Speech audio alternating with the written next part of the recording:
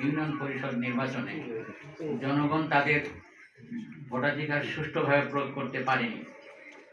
এই প্রেক্ষাপটে আমরা সবাই বিশ্বাস করি আগামী জাতীয় সংসদ নির্বাচন অবাধ, স্বচ্ছ ও সুষ্ঠুভাবে অনুষ্ঠিত হওয়ার উপর দেশের গণতন্ত্র, সুশাসন ও টেকসই উন্নয়নের ভবিষ্যৎ গভীরভাবে নির্ভরশীল।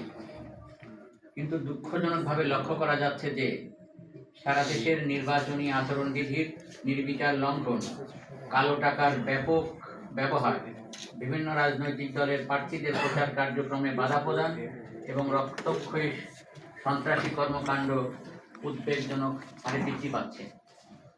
এ অবস্থায় নির্বাচন কমিশন ও সরকারি প্রশাসনের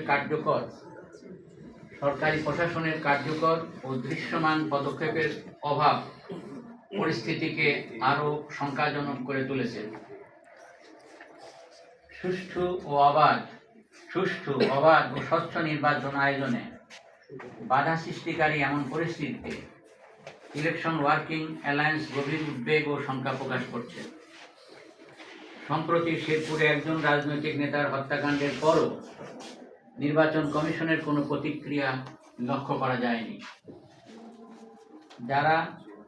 যা শুধু হতাশাজনকই নয়, বরং নির্বাচন ব্যবস্থায় শৃঙ্খলা প্রতিষ্ঠায় নির্বাচন কমিশনের নির্লিপ্ততাকে স্পষ্ট করেছে।